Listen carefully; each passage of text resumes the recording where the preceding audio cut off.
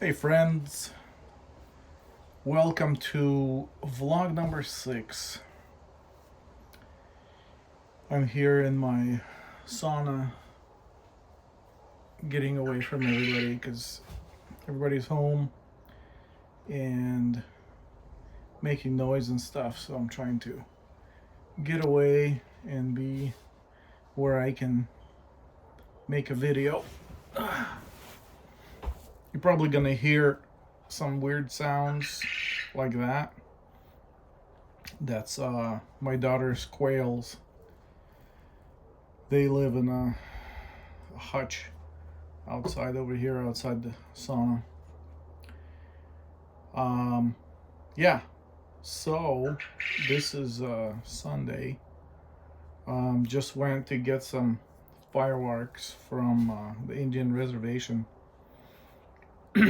We can't do. They sell fireworks here in Idaho, but they're only like fountains and stuff like that. They can't sell the ones that fly in the air. So about 45 minutes away from here is the Indian reservation. So we can go and buy them there. Anyway, got some fun ones.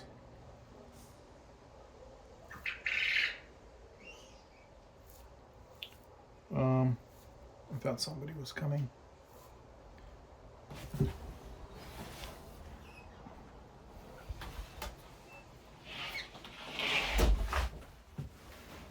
Anyway, trying to get away from everybody, and it's hard. This is not a comfortable position. Anyway, so for today's vlog, I want to tell you about how we almost didn't make it out of Soviet Union because of me. The story is basically we had a neighbor that was kind of he's older than me by probably 5 years. And he was kind of a rowdy kid. He was delinquent, if I can call him that. He would steal things and get in trouble with the law, stuff like that. And one day I was walking from school, and the apartments that we lived in, they had this alley on the side that went to like the downtown area, and that's where we walked from school, through that alley. And the alley went along the railroad, and there was it was like a, what is it called when you, not a train station, but it's a place where you have like a lot of lanes of railroad, and a bunch of trains would uncouple their cars and rearrange and whatever. One of those, don't know what it's called. So I was walking from school, and this guy, he comes out of the bushes with a bike. Oh, no, I'm sorry. Track back. I was not coming from school. I was riding my bike. So I was just riding my bike, and I was riding down that alley, and my friend comes out from the bushes, not friend, my neighbor, and he's like, "Hey, I need your help. Can I put this box?" He had this crate, this wooden crate, in the bushes, and he's like, "Can I put this on your bike seat so we can roll it to my house?" I'm like, "Sure, let's do it." So he dragged it out, put it on the bike seat, and we just walked it over to our building. We lived on the third floor, and so there was two apartments, and their apartment was across from ours. So we brought the bike, and he um, took that crate, took it upstairs, took it to his house. So I didn't even know what was in the crate. I just was helping out a friend. So a couple of days later, I'm sitting in class, and in our school, it was a small school. It's like 3-story building, but it was one of those small schools. Um, and it had all the grades in it from first to eighth, I guess, or maybe 12th. No, wait, we only had 10 grades, so you can graduate at after eighth grade, or if you want more complete education, you would graduate after 10th grade. And so all those grades were in this school. We lived in kind of a small city. In Estonia, it's called Johvi, Johvi.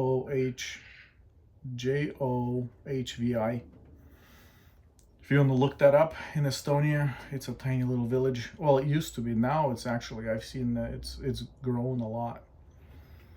But anyway, so where was I? Oh yeah, so I was in school, and we had uh, like not a police person, but like a security person lady that was in the school. And so she came to my class, and she called me and she said, "Come with me." So I went with her. She took me to the office, and there was waiting a policewoman there. Um, and so they talked to me, and she's like, "We have some questions about something that was stolen, blah, blah, blah." Don't remember exactly the conversation, but so she said, "You need to come with me." So I went with her. We walked from school, I could probably say over a mile from school, by the railroad. Um, there's the train station for our city. And so we went to the train station, and they had a security office in there. So my parents weren't called, nothing. She just kind of told me, "You have to come with me," and I walked with her to the police station, or to the train station over a mile away. And so we went over there, and I when I came into this office area, I see that um, there's offices, and there's this hallway with like benches. Um, and I see that there's one of the other guys from my school was sitting there that also lived in the apartments where we lived. He was sitting there, and so she told me to sit right there. And I sat there for a bit, and I saw a girl from our school, from our apartments also, came out of the office and kind of out that way. And so then they called me, and I went into the office. And so this security lady that walked me from school, and I believe there were some other people. I don't remember how many other, maybe one or two other people. But they started questioning me about um, this crate, and they said that there's witnesses that saw you um, carrying this crate, and that it was stolen from the railroad warehouse or somewhere. And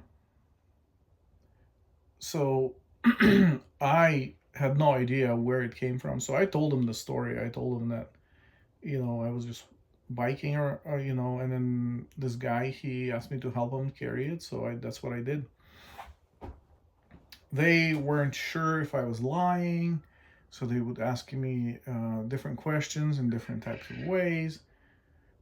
Um, how old was I? Like all of these memories that I remember from Estonia are probably between me being 7 years old and 12 years old. 7 and 11, I don't know. We moved to America when I was 12. So everything that I remember from that time must have been between when I have memory, you know, which is probably around 7 years old, and until 12. This specific event happened almost before we left because um, because the entire time after they were done interrogating me, they said that they're going to continue the investigation, and they were like threatening me that uh, they're going to tell my parents, that they're going to put me in jail and stuff like that, because of theft. And so obviously I was uh, 11 or something like that. They couldn't put me in jail, but they were trying to get the truth out of me. And so they let me go back to school, and my parents never got called. They told me that they were going to call my parents and tell them what happened. And so I was really afraid, because my dad was really strict, and anything that happened, like anything wrong, and I got whipped. And so I really didn't want this to get to my parents, because I know I didn't do anything wrong, but my dad didn't believe me most of the time. Like he didn't believe us. He would anything that ever happened was our fault. So so let me think here. So I went back to school, and since then I was like always every day I was worried that they're gonna call my parents, that they're gonna let them know. Um, and then when I found out that we're going to America, that we're moving, and I was like, oh man, it would be nice if we moved before they could do anything. And so I was just counting days until we would move, being worried about this. And I was afraid that if they were gonna start some sort of a investigation, like official, that we wouldn't be able to move, that they would like lock us down for until the investigation is done, and then that's gonna mess everything up. So as a kid, you don't think about the the common sense and just reality. You're just stuck in this stress, uh, things that you think in your head. So it was really, really stressful. And then when we were moving, when we finally got on the train to go to Moscow and to leave the USSR, that was such a relief to me that they never got a hold of us. They never like called my parents and talked to them or asked them anything. So um, yeah, that was it. That was one of those scary situations in my childhood. The guy, okay, so basically the crate that he stole had nails in it, but they're nails they're like staples. They're U-shaped and sharp on the ends. So he stole a full crate of them from there, and the reason is for to use them for, what is it called? Wow, I don't remember what it's called. It's a Y-shaped weapon with rubber. Oh, I can't believe it flew out of my head. You know what I'm talking about. The Y shape, like made out of wood. You put like a rubber band on it, a rubber thing on it, and then you can shoot. You pull it back and you let it go, and it. What is it called? Yeah, it's gone. It's gone out of my head. I can't remember what it's called. Put it in the comments for me. Oh, I can't believe it. You know, being uh,